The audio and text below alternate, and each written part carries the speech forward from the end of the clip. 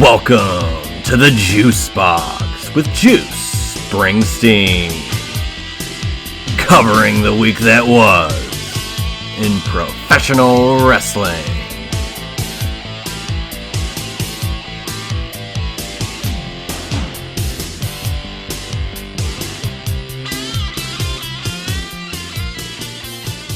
And welcome once again to another edition of the Juice Box. I am Juice Springsteen.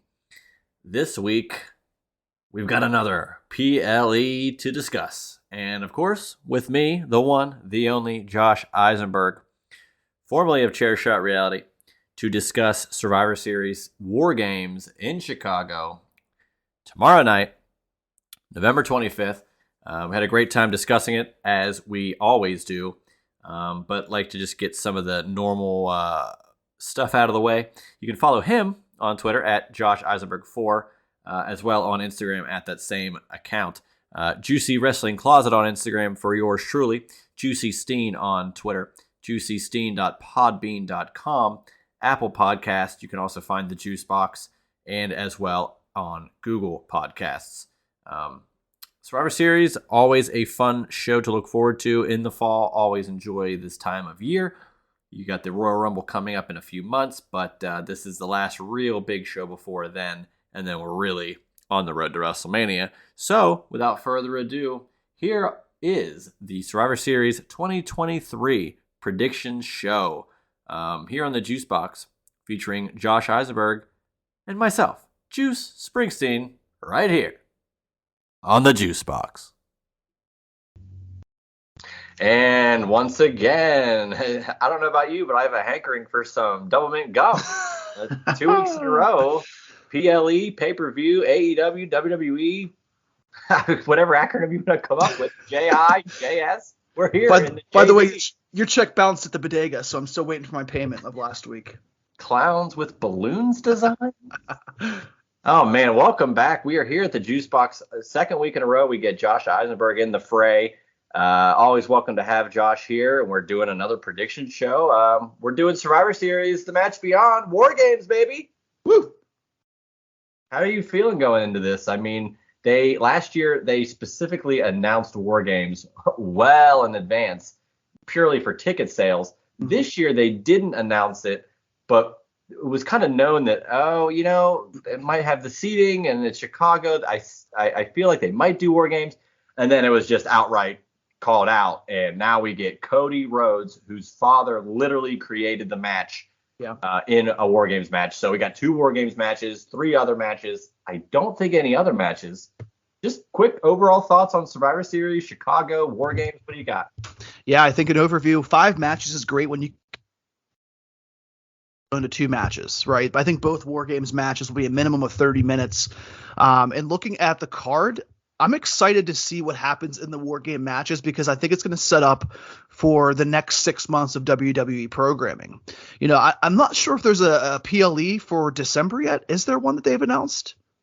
And not to my knowledge, and it's weird because when they announced all the Cena dates and they kind of do this like a couple months in advance, and they give you almost 3 to 4 months of what is actually happening. And they announced Payback and Fastlane when that was happening. But whenever they announced this holiday schedule, I don't believe that there was an actual PLE. So this could be the last one until Royal Rumble, which I don't mind. I don't mind either. And I think it's going to be really interesting because, you look at the 2 War Games matches, and we're going to dive into them. Again, you're going to have to put almost 40 to 45 minutes. I'm looking at the times from last year. The women's match was 39 minutes. The men's was 38 minutes. So, with entrances, with everything, the video packages, you could even say 90 minutes really goes to those 2 matches. So the other 3 are matches that there's some good build, some kind of build. But I do think this card is designed for the stories inside of War Games, and the other 3 are kind of just going to be good matches, but a little bit of the, let's go grab a drink, let's go, refill our beer, and focus on what the 45 minutes, 50 minutes of the War Games matches are going to be after that. Yeah, it's tough to disagree. Although I would say one of the 3 non-War Games matches really, really piques my interest, and I cannot wait to get to it because of how they built it and how bizarre it is built, and we'll get to that. But let's just start off here. So I'm excited too. I think 90 minutes, I'd say, give or take, is going to be solid for both these War Games matches, and I would wager yes. A lot of the show, just in general, even on the matches that aren't necessarily the War Games ones, are going to have a lot of storyline stuff in it. So 5 matches only. This is going to be airing Friday.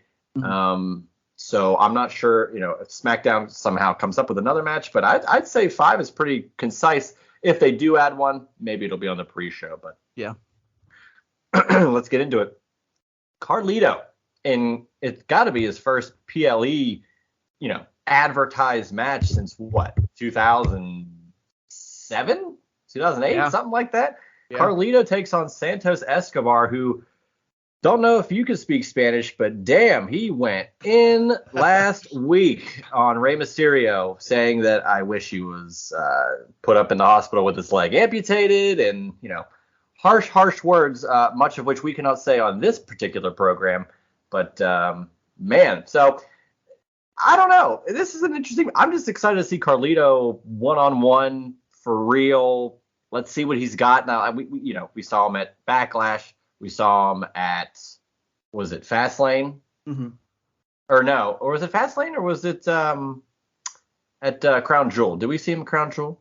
I don't think we saw him at Crown Jewel. Oh no, yeah, we didn't see him at Crown Jewel. We saw Santos push the Nux. Oh yeah, that was Logan the most Paul. Recent thing. Okay, but yeah, Carlito's kind of been in and out, but this is finally like an actual, straight up match for Carlito and Santos Escobar, who at the last PLE inadvertently put brass knucks on the ring apron. Someone couldn't grab them, and it's not that he was helping Logan Paul as much as he was wanting to hurt Rey Mysterio, and that's exactly what happened. Rey Mysterio's out for quite a long time, and now we get a Santos Escobar heel run, and I see no other way than Santos Escobar getting the win here. As much as I'd love to see a backstabber from Carlito, I'm just I'm excited to see Carlito come out, do a full match, see what he's got. I know the theme music isn't going to be what we all wanted, but hey, it's 2023. Everything can't be old, even though Randy Orton's coming back in the main event. But I'm interested in this match. If not for anything other than to see Santos as a heel really work and see if they progress, and Carlito getting back in action for damn near 15 years ago. Yeah, and I'm excited to see what Carlito does because he's in better shape than he ever was. And I think his return has been met with really good praise from the crowd. He's getting good reactions, which, not that I'm surprised by it, but a guy like him who is, just a mid-carder for his entire career is getting really good reactions from the crowd. And, not to deter ourselves from this conversation, but kudos to Grand Rapids on Monday night because they were hot for almost the entire 3-hour Monday Night Raw show. I thought the first 90 minutes, you had 3 women's matches. They were hot. I expect Chicago to be even hotter for Friday Night SmackDown on, tonight. And then also, at Survivor Series. But fun fact, again, according to Wikipedia and according to a couple of websites I've just looked up, Carlito's last singles PLE match was Unforgiven 2007. And he lost to Triple H. So there's an interesting opponent. But at this match, I think you're right. I think Santos Escobar will pick up this victory. I'm not sure what they're going to do with the LWO because I think Santos is so good with his tag team behind him and with Zelina Vega, but I can't see them leaving Carlito or not being around when Rey comes back. So they're going to have to put those pieces together. I think this ultimately can build to a WrestleMania type feud where potentially Dragon Lee comes in with Rey and you can do some sort of Lucha Libre tag team match, however they want to build it.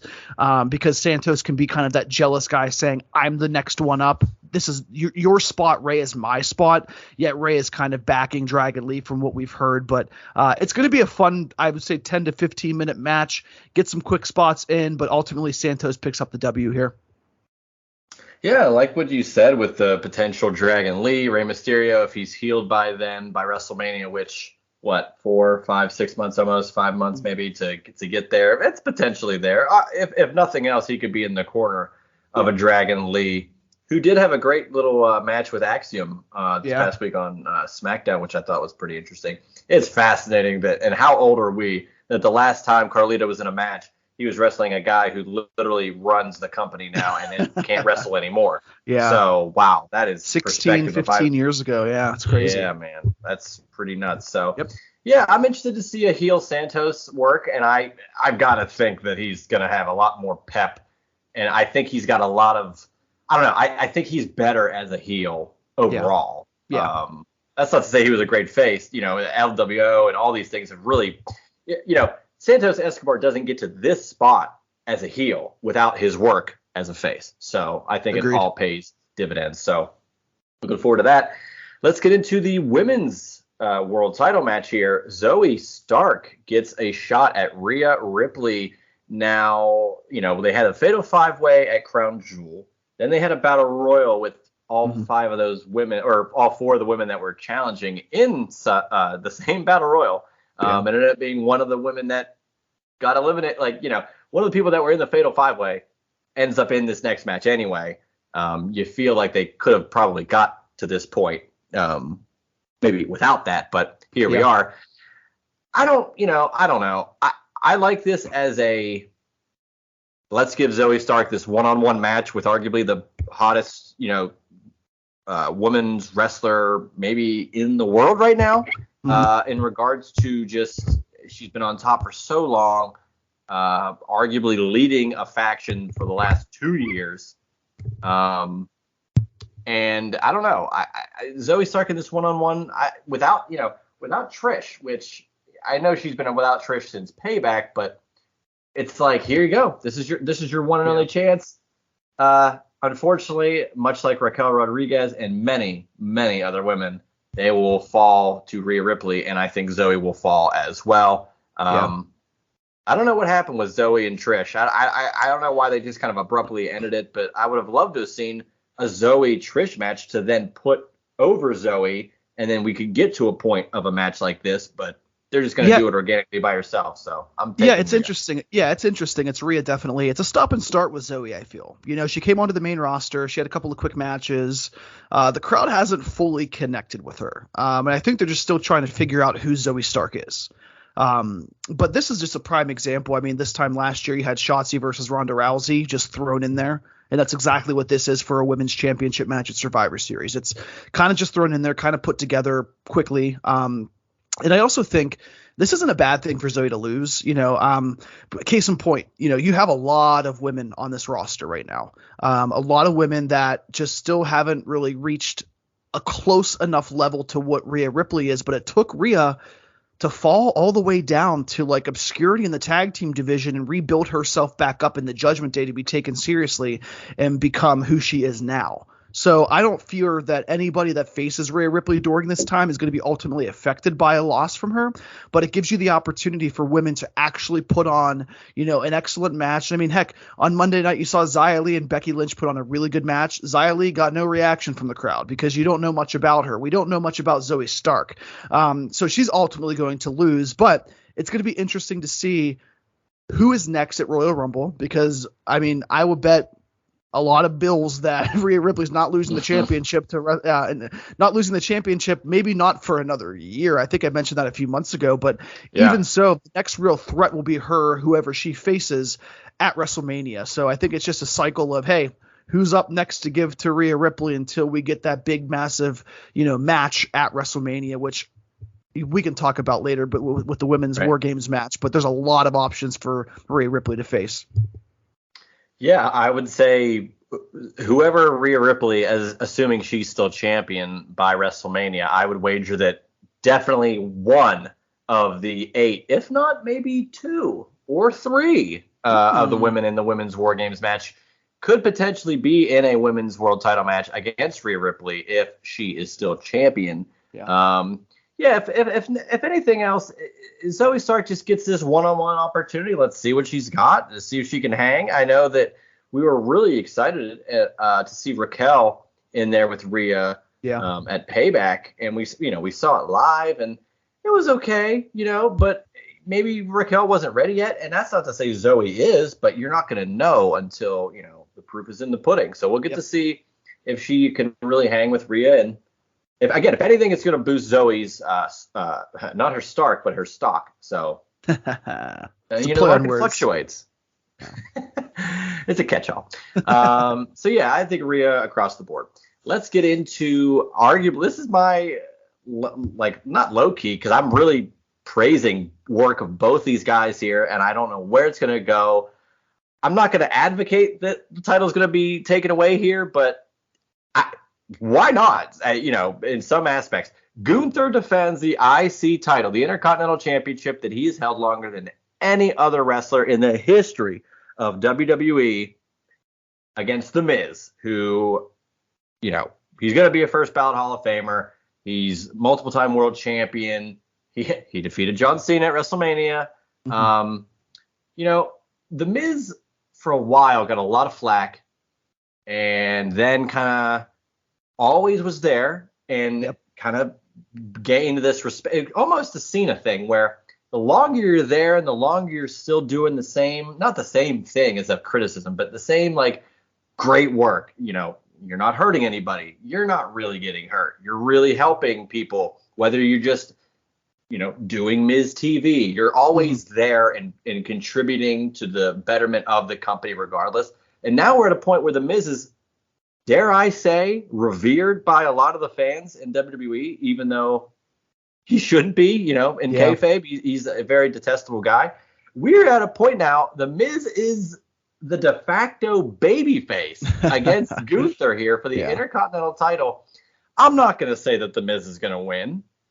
Yeah, I could make a pitch that he could win, whether it's like a low blow where the ref doesn't see, it's something dastardly. We know the Miz could do it. And this whole time, much like with Roman and what have you, the IC title now has been built so high because of Gunther. Yeah. Whoever, we mentioned this last week, where the title makes the man and the man makes the title. Gunther has definitively made this title, much like Perfect and Brett and some of those guys back in the day. They made the title what it is. The Intercontinental title is way better off now that Gunther has it. And it's all about who will take it, and that's going to make that person that much of a bigger star. So let me chime in. Let me chime in there. You said bigger star.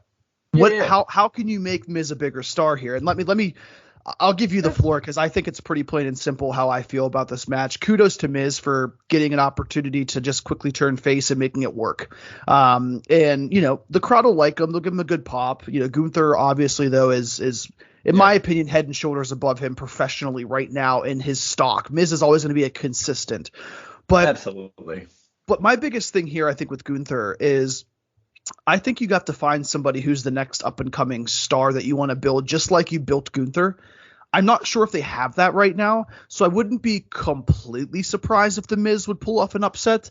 But I also think, and I don't want to say that I got this idea myself, but if we did have the Royal Rumble after Survivor Series, not a PLE in between, other than that, I mean, the New Year's, January 1st, I believe, falls on a Monday. So you could really make that kind of a very special Monday Night Raw where Gunther loses. And one of the creative ideas that our buddy Justin LeBar came up with on Twitter, I believe, yesterday during Raw, is potentially losing that on a Monday Night Raw and then going into the Rumble and going face-to-face with somebody that he'd face at WrestleMania, whether that be a guy like Brock Lesnar, whether that be a guy higher profile. I don't think you need Gunther to be world champion right now or compete for a world championship in the first part of 2024. But I wouldn't be surprised if The Miz wins, but I think you need to strap that rocket onto somebody else and see what they can do. I agree. In short, now the couple things there, and I'm not saying the Intercontinental title is the same levity as Undertaker's streak at WrestleMania, but who beat that streak? Brock Lesnar. And how did he look after that? Unbeatable. After that became Suplex City at SummerSlam and WrestleMania, and all these matches that he had became so much more important, and just he was more dominant overall because of what he did in one match. And as much, I do agree that I think you described my point where The Miz is one of the guys that, not necessarily is a new guy to win, but that's why I think he would win. Yeah. Because outside of that, you're right. I think they could have pulled the trigger with Chad Gable, but they didn't. At least not yet. That does not to say he can't do it in the future or what have you, because they have history. He gets a title opportunity. It could happen. But Yeah, outside of that, you want a newer guy to take that title. And then to our good friend who, by the way, breaking news as of this recording, Big congrats. Justin.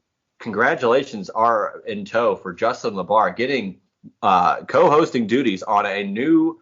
Of course, they're busted open. It's going 7 days a week. We're just not going to stop talking about wrestling.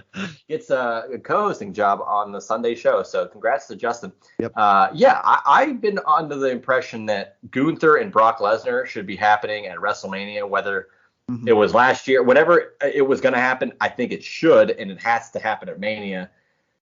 As much as I like to see that, I do think that they, if he loses the IC title, why should Gunther not necessarily maybe win the Rumble, but why shouldn't he go straight for the world title? Not Roman's, but maybe Seth. I think that could, you said early 2024. Would you consider Mania early 2024? Yeah, I would think so. I mean, I could see that. But I mean, again, like I look at Rollins and I mean, I don't know who, and this is again, still 6 months out, but right. I don't know if there is somebody that should face Rollins to dethrone him for that world championship better than Gunther. But I still think that they will let him potentially go 6 months, maybe, SummerSlam facing a champion. And I can see them doing something. Hell, they could do something like Sammy or Jay and Seth. Like, they have a lot of baby faces right now on Monday Night Raw where I'd be happy with them putting a multi-man match together potentially at WrestleMania, because Seth has beaten, Finn Balor. He has beaten Drew McIntyre. He has beaten Shinsuke Nakamura. So it's an interesting dynamic to have. But I think at the end of the day, whether you do Gunther and Brock Lesnar at WrestleMania, or Gunther competing for a world championship at WrestleMania, there's no lose in that situation because he's proven himself time and time again. Again, wouldn't be completely surprised if Miz wins. I just don't know if they're ready to pull the trigger on Gunther just yet on dropping that championship. Yeah, I think ultimately, after you kind of discuss it out loud and think about it out loud, I think Gunther's going to retain here. Ultimately, now that's not to say I would be shocked if Miz won. Like it's funny because it's a paradox of like of all people, I would actually believe and buy that the Miz could win. Yet I would be stunned if the Miz just pulled one out. Now that I know they gave him the upper hand. Yeah, they gave him the upper hand on Raw, so you know what that generally means in a booking sense. But I think it's going to be a fascinating match, and dare I say the Chicago crowd could be into the Miz, which would be a fascinating visual. So I'm here. We shall see. Absolutely. All right, let's get into a little match beyond here. Let's do the women's War Games match now. 4-on-4. And I believe Ruffles is going to determine the advantage in this match, which, hey, if Logan Paul can do a frog splash through a Prime bottle and Dom and Ray can have a match with the Cinnamon Toast Crunch guy at the entranceway, I don't see why Ruffles can't determine the advantage, although I'm assuming if any history is any indication, the heels will take the advantage here and will take, quote, control. I'm going to ask you, though, who do you got in this match? Do you have a problem with Ruffles? Is that your first preference of Chip? And who do you see winning this match? It's not my first preference of Chip. I'm more of a Tostitos guy, right? Some chips and salsa, some chips and guac, some chips and queso, not necessarily the potato of the chip. But I do think when I look at the champions in this match, right? All the women let me rephrase that. The women that were champions in this match previously, a big amount of ladies that have done so many great things. Damage Control is bigger than ever with the only champion of, the women on SmackDown being Io. You got to say Damage Control wins. You got to say they win.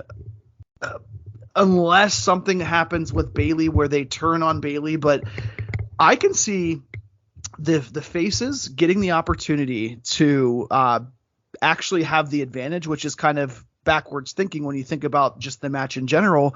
But then also the 4 members of Damage Control making Bayley be the first one to go.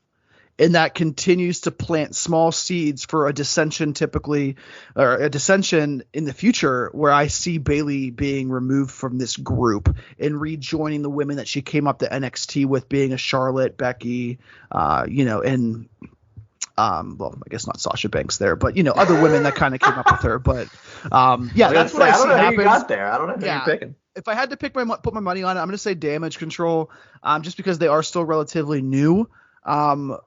But you need credible opponents for Io right now. And does a loss affect any of the women on the other side? Probably not.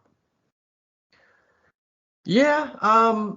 So first, I don't mind Ruffles. I'm more of a Lay's guy. Although I think Pringles are kind of underrated. Although if you don't have too big of an arm, you can't really get to the bottom of the container unless you dump it. But that's problem true. all in itself. So, but yeah. I don't know. I like the idea of Bayley, maybe going back to being a face, but not necessarily happening here. I think the seeds can be planted here. Yeah. Although now, so with Io being the lone champion in this match, as Rhea is the other champion in her own match, I think no matter what happens, something that could be guaranteed here is if Io Sky somehow gets pinned. Now remember, this is it's all elimination based, but like if one person gets pinned here, and it's Io Sky, whoever pins her, you would think would be the next challenger. You would assume, right? Yeah, you'd think so, but I don't know if any of them would need to be the one that challenges her at Royal Rumble. Well, that's what I'm saying. So do you think it's going to be more? Maybe it is a Bayley gets kind of dumped to the side and we get Bayley and Io Sky at the Rumble? Do you think that's more of a thing? I don't know, something that could happen, or do you think that's? How about this? If Bayley is the end goal to go back to being a face, if that's what they're really going for, do you think that serves her better to be faced by WrestleMania, to have the most crowd support behind her? By WrestleMania, yeah, okay. I agree. I think by WrestleMania you have to pull that off. But it's funny because Damage Control really hasn't gotten incredibly intriguing since the addition of Asuka. But now you have 5 women, and I know Dakota's not cleared for competition yet, but she's probably kind of on the mend. And Dakota has history of turning on her War Game opponents. If you remember back in NXT a handful of years ago with Tegan Knox. So what I remember that like it was yesterday. That was wonderful. Great show. And I mean, to wrap this match up, because I think we're going to have a really great 30 to 35 minute match. There's a lot of options. My best option would be continued planting the seeds of them making Bayley go first, making Bayley, go through that disadvantage first, and having the gals on the face side of things get the opportunity to put her out earlier. But I really do think that Asuka, we know what she is. Kairi's fresh back, being new. You're going to get a beautiful moonsault from Charlotte. You're going to get a moonsault from Io. Io hasn't been the absolute best dominant champion, and I think we need to see her be the one on top to establish her as the actual leader and actual, I guess, voice of Damage Control. So ultimately, who do you, as your microphone makes more noise than a car alarm going off? Really? Interesting. About that. You should hear it on my end. Ultimately, who do you think wins this match? And if you had to pick who takes the pin, or submission, who would take that? Io pins Shotzi. Io pins Shotzi. Okay. I think that's what happens. I think Damage Control wins. I think that there is some dissension with Bayley. I think that she, it all depends on what the advantage is. If the advantage is for the faces, then yeah.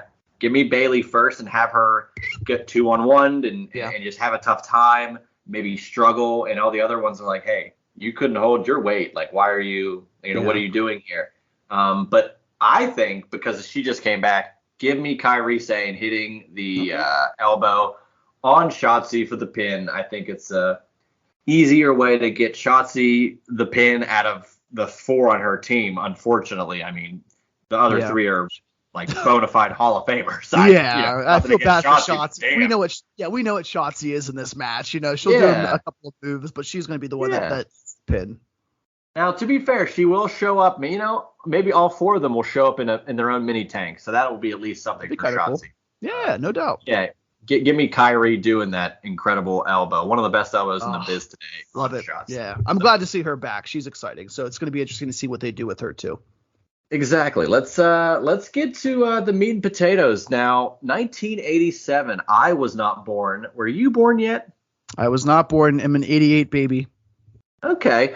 So before either of us were even on this planet, Cody Rhodes, who, is in this match, his father somehow, some way came up with one of the most intriguing match types that, clearly we are seeing now 36 years later, and that is War Games, the match beyond. Dusty Rhodes invented it, the Great American Bash 1987. They toured it, and then it was all throughout the late 80s. Then it happened at Wrestle War, later Fall Brawl, NXT, and now Cody, being back in the fray with WWE, gets to be in his own War Games match.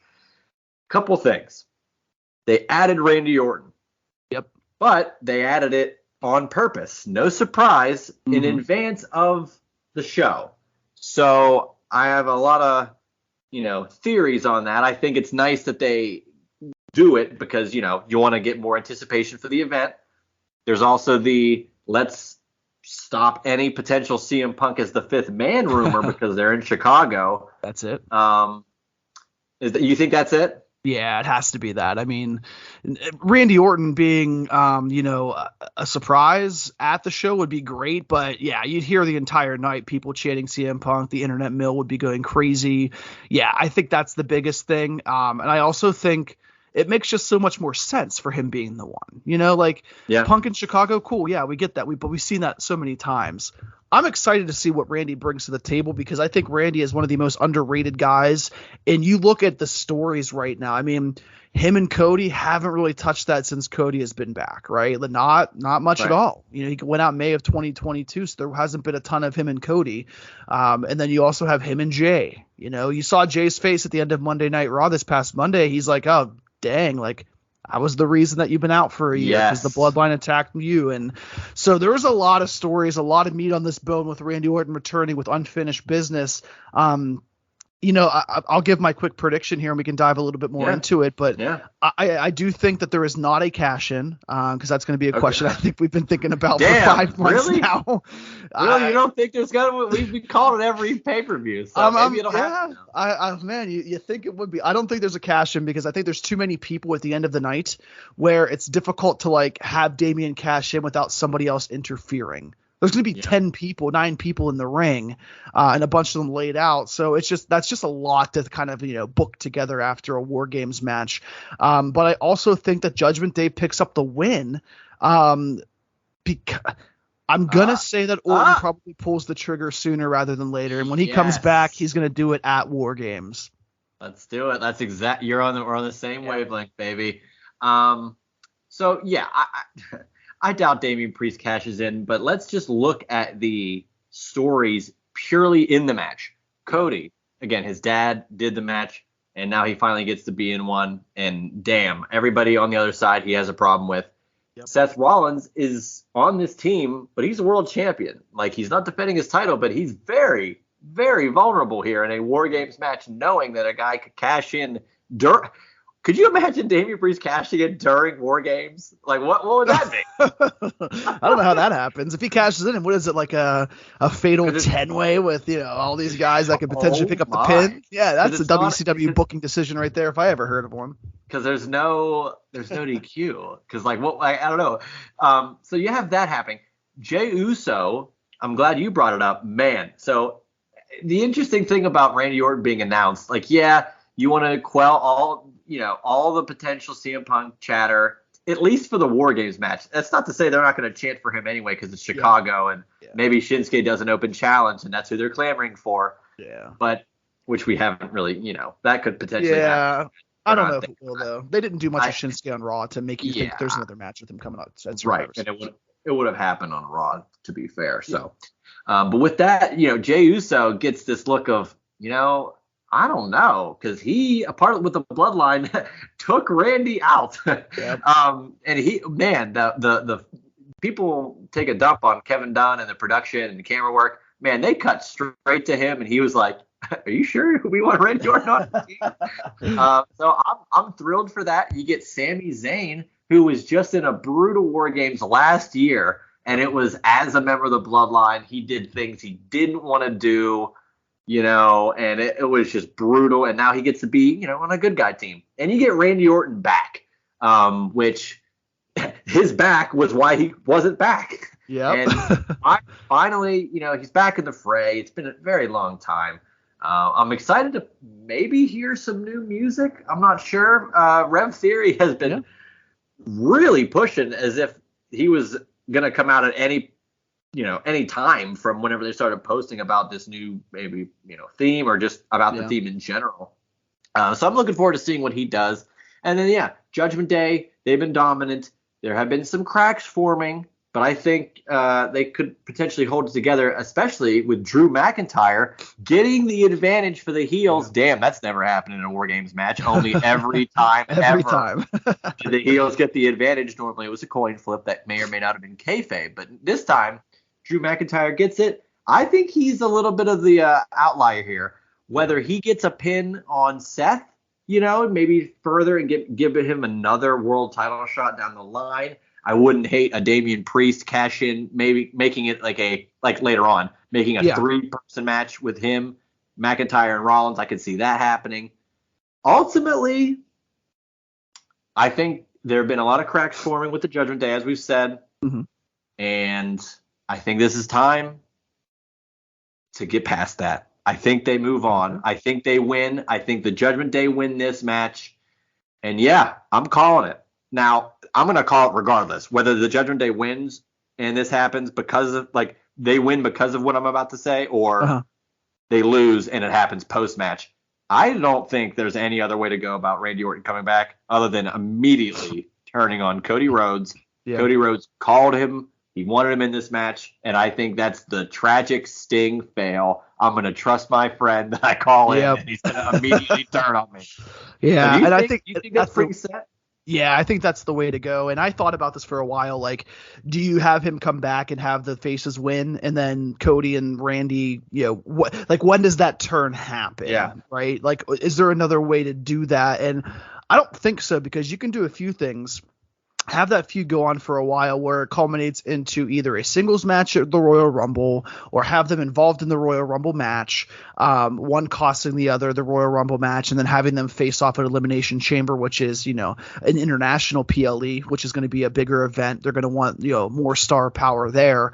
Or, do you hold it off until after the Rumble or after, but I think now is the best time. You bring Orton in. Orton's known to be that apex predator. I think he's always been better as a heel. I loved his face stuff, but what better way to welcome him back with open arms by immediately turning on him and giving Cody a legitimate guy to feud with, who I felt they have not been doing him justice, having him face off against Dominic Mysterio at Money in the Bank, and kind of putting his feud between the third match of Brock Lesnar just with the Judgment Day. It's kind of been start and stop a little bit with just the Judgment Day over the past 2 or 3 months.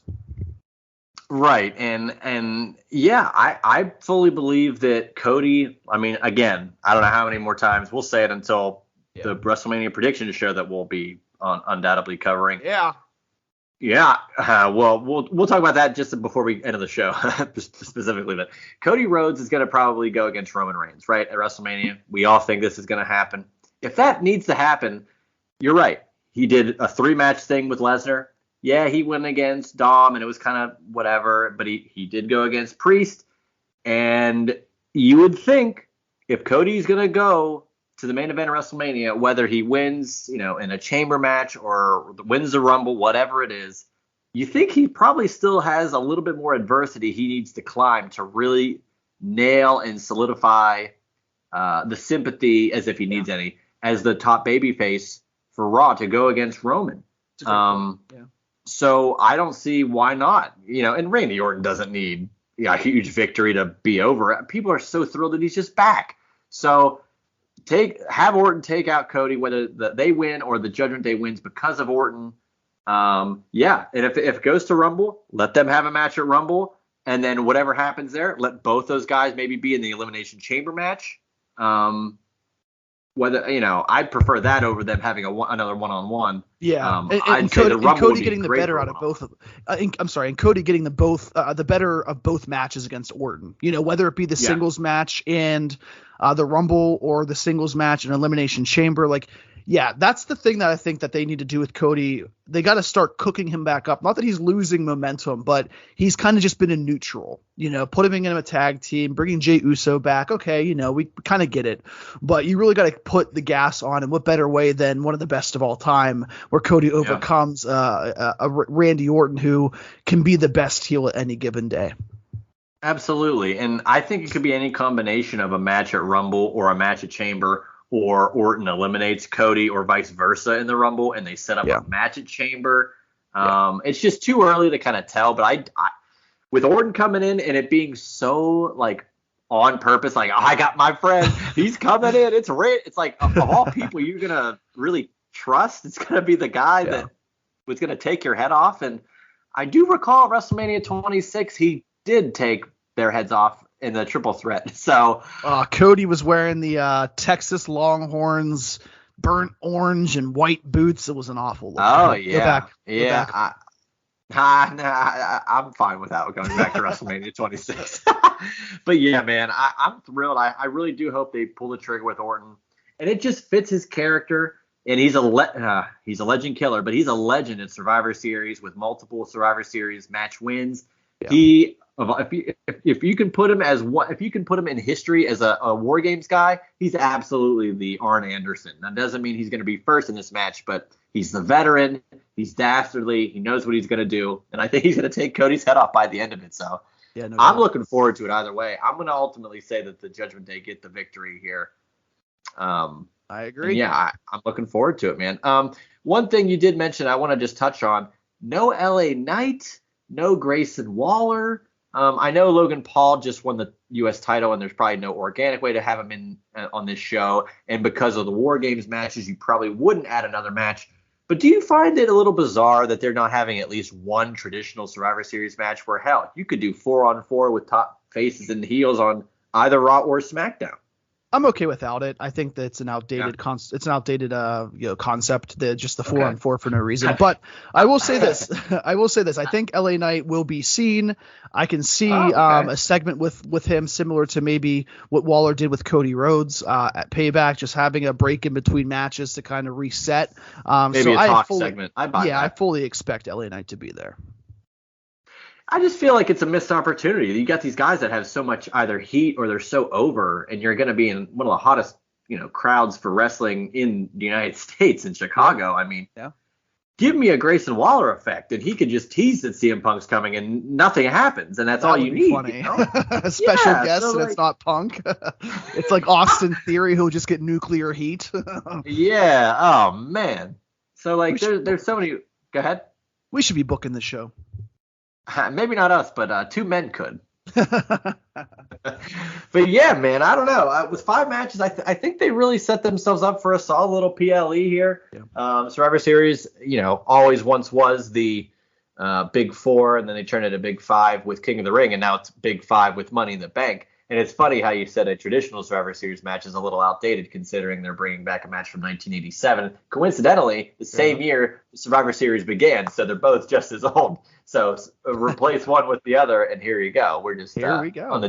We're on the WCW end of things. So this is exactly and that's right up your alley, right in your sweet spot, Juice. Take a sip of that.